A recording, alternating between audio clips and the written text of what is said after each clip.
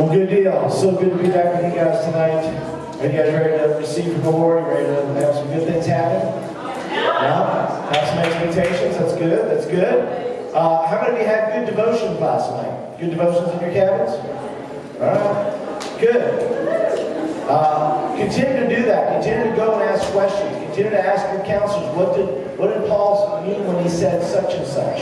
You know, really challenge them that we need to ask them questions, and they just ask them questions. That's what they're here for, to help you navigate your walk with Christ, and that's what they're here to do. So some of you have made commitments for the first time, some of you have made commitments for the 10th time. By the way, you will continually make commitments to the Lord for the rest of your life. Okay? So wherever you're at, wherever you are, you're gonna wind up making commitments to the Lord. There's nothing wrong with that. We all, the Bible says, we've all gone astray. We all continue to kind of veer off a little bit. And so I want to encourage you with that, the fact that you're going to make those commitments. You're going to make those commitments as you go along in life.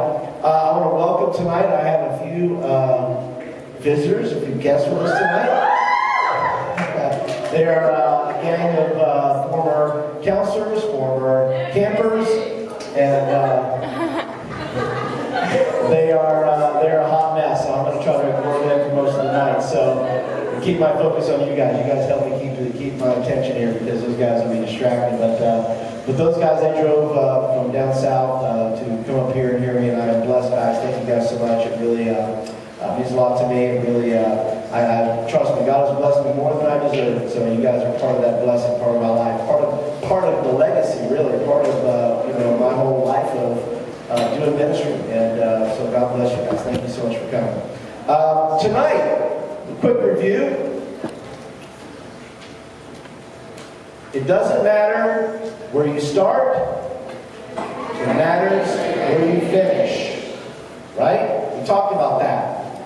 Prodigal son was a hot mess. We talked about him. We talked about the fact that he started off kind of well, but then he kind of went off track, veered off. We talked about that last night. We talked about the fact that human beings tend to run out of things, don't they?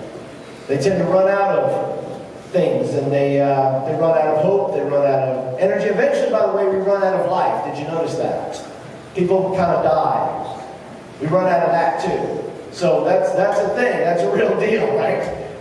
So we have to be well supplied. We got to make sure that we know where we're getting our supplies from. Jehovah Jireh, our provider, right? The one who gives us strength, the one who gives us the very things we need to be able to make the journey from wherever we start to wherever we're going, which for us as believers is eventually heaven, right? And so that's where we want to go. Tonight, I want to talk to you guys about conditions. Conditions. And I say conditions because the prodigal son, I don't know about you. How many of you guys check the weather? Do you guys check the weather before you're going somewhere? Okay?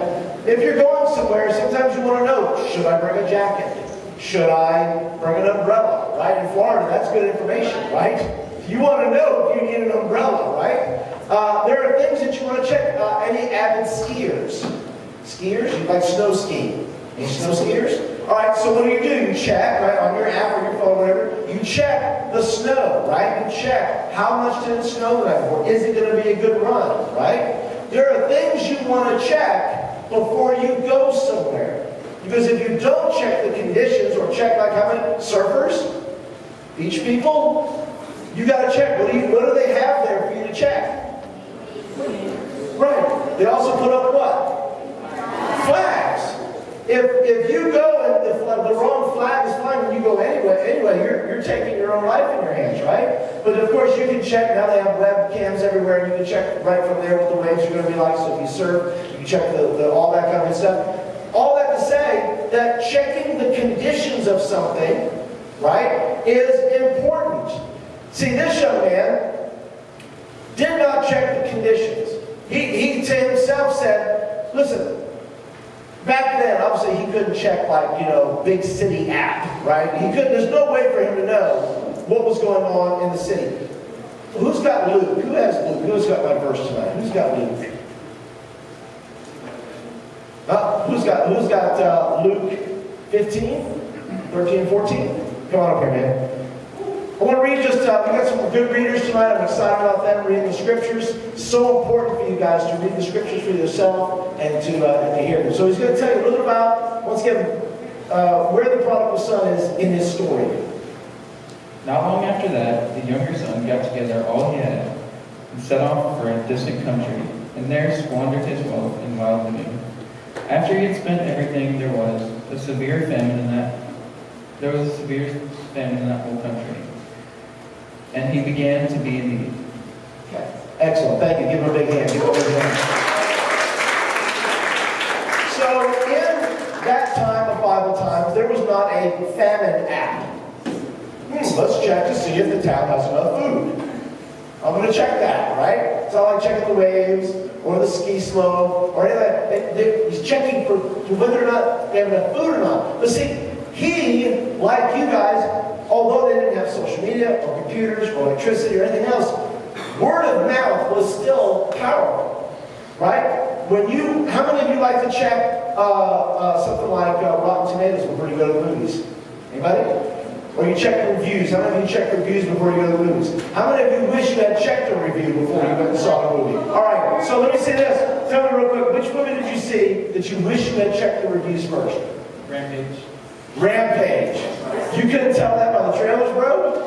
The trailers tell you everything in that. Based on a video game, by the way. It's history. History of that video game usually do not do well in the market. That's okay. Give me another one. Who says they wish they would have checked the reviews? Who wouldn't stand up? It's that way around the room. Tell me real quick. Which movie had you wish you had checked the reviews for? The Emoji movie? Once again, I'm going to say the trailers. Reveal all. Reveal all. You're not paying attention. Somebody else, give me a couple more here. A movie you had wished you had checked the reviews before you went and saw it. Yes. Captain Underpants. Well, it's hard for that to be disappointing, isn't it? Hard for that to be disappointing. What movie you wish you had seen? You Frozen.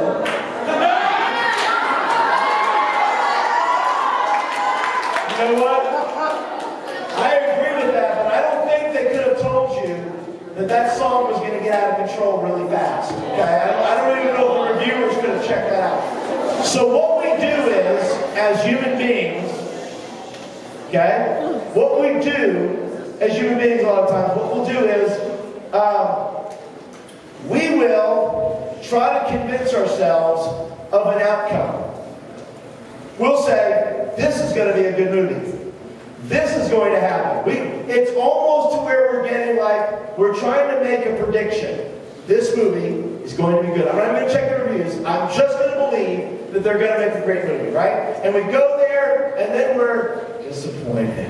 And we just, And I've had this experience. I have seen movies. I was just like, what are you doing? Like I saw a movie the other day that just was begging to be edited by about 45 minutes.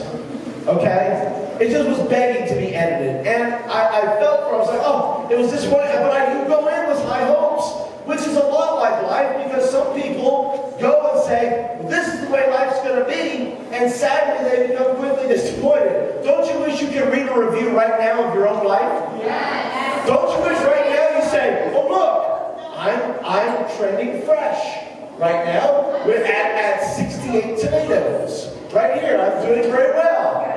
It would be great if we could review our own lives now so we can live out the rest. And some of you guys would be like, you see the little splat where you're like, 4%, and like 100 bad reviews, you're like, well, I think I'll check out life right now. Thank you very much. I think I'm good. The reviews are so bad for my life, I just don't think I can handle it anymore. But listen, we can't do that. We can't do that. Nor can the son in the story.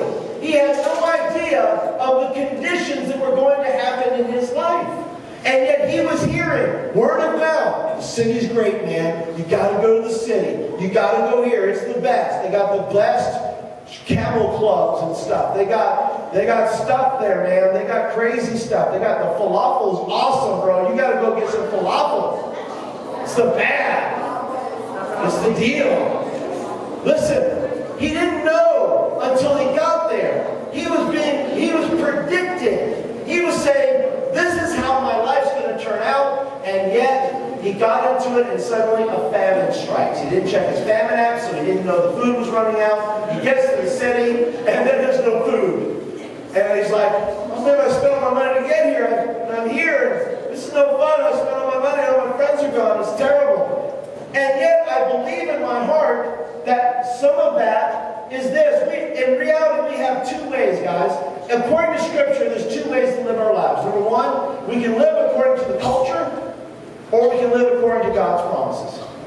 Alright? We have a choice. Now, let me give you an example. Say, Paul, what do you mean by culture? Okay. So in the Bible, in your Bibles, you'll hear a lot about worldliness, or the world. I want to show you a couple of commercials that you may or may not have seen. But I think what it does, I think it aptly describes what the culture is trying to communicate to you. So can we go ahead and play the first one, please?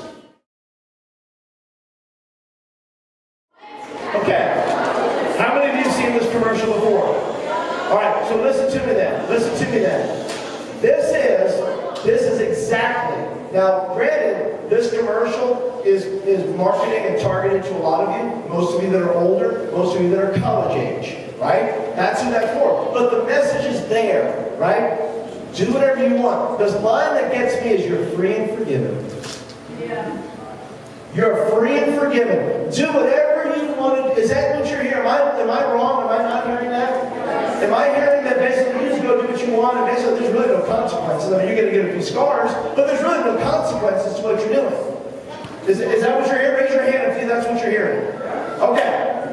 I'm just saying that, remember, when you see something on television or on the internet or anything else, they're trying to sell you something. It's branding. It's marketing. It's, oh, those people want to agree with me. Yeah, and Creamy Fish, they're the best. I'm going to buy their clothing, and I'm going to live free, and I'm going to eat a pig's head, and all right, isn't that great? You know, listen to me. I'm not knocking Abercrombie Fish. They can do what they want. People have done it for eternity. They've done it. I'm saying that's exactly what the young man in the prodigal son story saw. Somebody sold him that. Somebody said, you should get your dad's money, you should come with us. And you just get his money, and we will blow that money, and we will live like kings, and man, it'd be great. Somebody told him that. He didn't come up, he didn't say, wow, that's a great idea. Somebody heard news that life was better away from his father, away from his parents, away from his home. He heard that from somewhere, just like you hear that from whoever you're talking to. Or it's in your own heart. I want to show you another commercial, okay? And it's similar in tone.